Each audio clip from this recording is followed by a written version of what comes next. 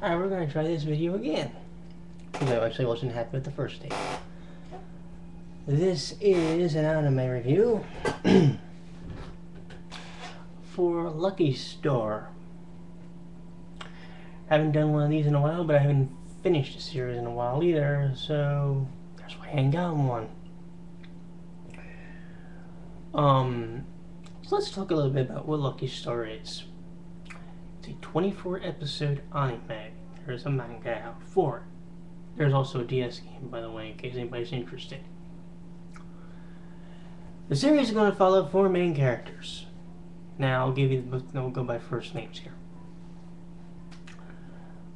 Konada, Tsubasa, Kagami, and Miyuki. Those are your 4 main characters. There are a bunch of centrals.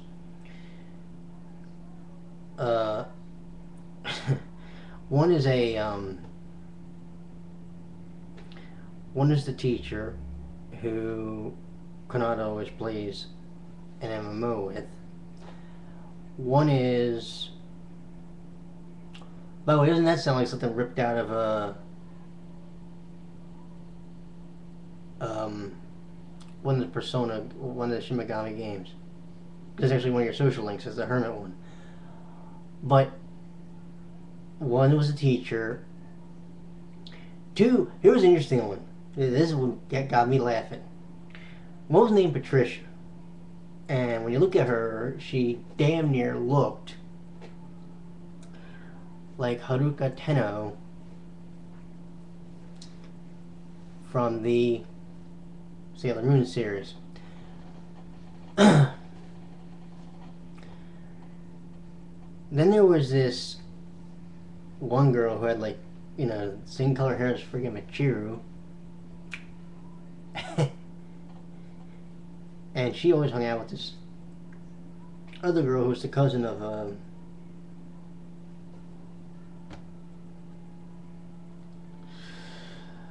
excuse me, of Kanata.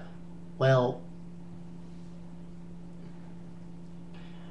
when one character always sees them together, she always has them fantasizing as like a Yuri couple. And for those who don't know, that basically says Sojoy, Yuri / Sojoy, basically meaning lesbian couple. Alright? My favorite character actually in the series is in fact the teacher. Primarily because she reminds me of Helena from the Dead or Alive franchise. So there you go. I've never ever deducted points off of a series for theme songs. And trust me, this one you pretty much could, because I personally thought that the theme song, Moteki Seirefuku, is one of the single most annoying theme songs I'd ever heard in my life as far as animes go. And I've heard and I've listened to a bunch. Trust me on that. And this one was pretty bad. Alrighty? But I listened to it enough where I just got numb to it. Numb. Matter of fact, in the final episode, the girls actually performed the song on stage for an arts festival, which is how the series ends. I know what you're thinking. Oh my god, there's a spoiler. Oh, yeah, well, guess what, kids?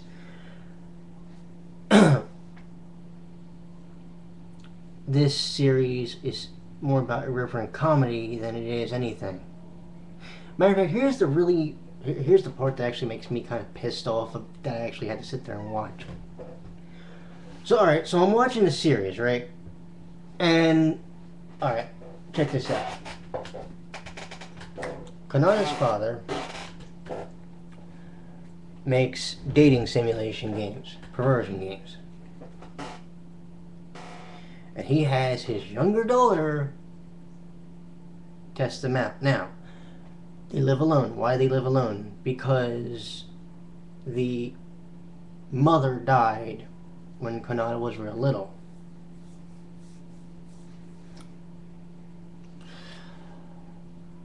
And And towards the very end of the series, matter of fact, it's towards the tail end of the 22nd, 23rd episodes, one of the two. There's actually a really touching scene where you actually see where the ghost of the mother sneaks up behind the father and Kanata when they're getting ready to take a picture, and all you see is a ghost behind a ghost reflection behind the wall. That's it. Now, the really sad thing is, you could literally end the episode there. Bam.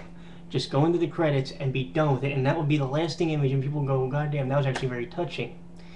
But the problem with it is because they had to make you remember, oh my god, this is supposed to be a comedy series. They literally drowned that out by the next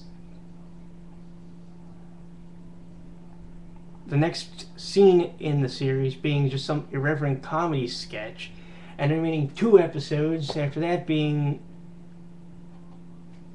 more the same. So that really touching scene, which somebody actually quoted to being the best scene in the series, yeah, I'm glad somebody can remember it, because I guarantee you, anybody that watches that series, anybody who killed enough brain cells after watching, I feel dumber after watching, to be perfectly honest, and can actually remember that scene, that means you didn't fry all your brain cells, especially your emotion drive, your emotion engine, we'll call it. Because it was seriously one of the more touching scenes you could ever watch. And anybody that's ever lost a family member knows basically what it's like to have that kind of shit happen. So literally speaking, what I would have done if I was the creator of that series, I would have said, okay, here's the scene we're going to end it on. Bam. Done. Over. Then you could literally have done the art festival stuff as a 2-episode OVA. That's what they should have did. But they didn't. Kind of makes you wonder what the they were thinking, eh? And yes, that rightfully pissed me off. Trust me. I wasn't looking forward to going through all the episodes of the series. Fact. And I'll be perfectly honest, I may have watched maybe the first 2 or 3 Lucky Channel segments. And then I basically just skipped over them, because the entire humor of those segments just went the fuck on me. I was done with them.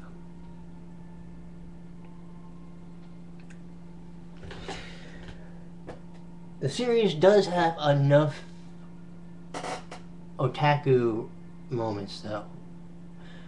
Like, for example, Konata gets a part-time job working in a cosplay cafe, so that's kind of cool. And speaking of cosplay, there's actually a reference to Full Metal Alchemist. There's actually a scene in the series where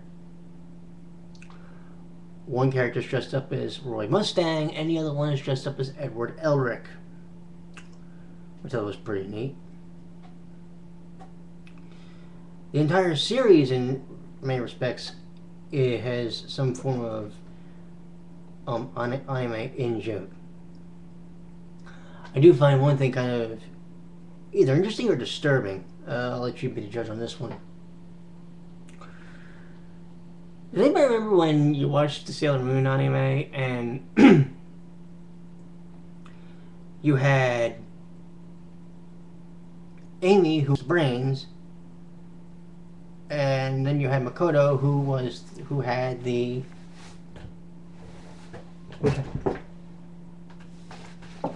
remember that? Alright.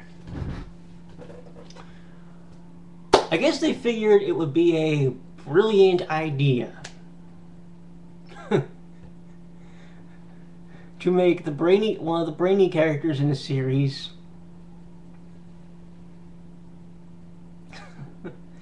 actually have arguably the biggest rack of the four. Because they don't make any... They don't hide that. Nor did they hide... There was one scene where... And again, I'm not going to do it, but... There's one scene where you get, like, Konata taking her notebook or whatever and literally fanning underneath her schoolgirl uniform on a bus. Mind you, this happens in episode 3. Do you get what I'm saying? Episode 3. Not the last episode, 3. Okay, now that I drove that point home.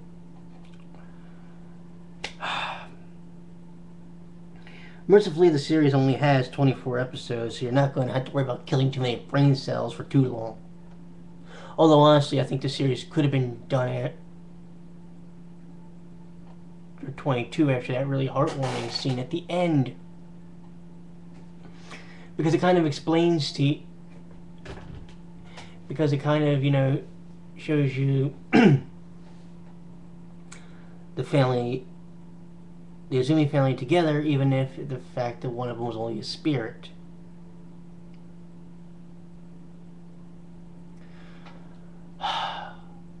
That being said, if someone says to me, and I know I'm going to piss off at least one person that watches the series and loves it to death, could I recommend the series to anyone? The answer is no. On a scale of 1 to 10, 10 being truly a classic series, and 1 being, ugh. This is just a step above 2. Quite literally, kids. I couldn't recommend this series to anyone, unless you're at least one of the following. A Seinfeld fan, or just a straight out otaku that can understand the in-jokes. Or a Seinfeld fan that happens to also be an otaku. One or the other. But no, I can't recommend this. The fact that it actually has an Anime Legends certification sickens me. Now please, teacher, I love that one. Please, twins, go check my reviews on both those and you'll find out exactly what I thought of both of them. There will not be a shift tonight because of the fact that I did this review, is why we'll see you all tomorrow night at 2 a.m. Well, excuse me. Thursday morning at 2 a.m. So until then, my friends, you all have a good evening, and sayonara.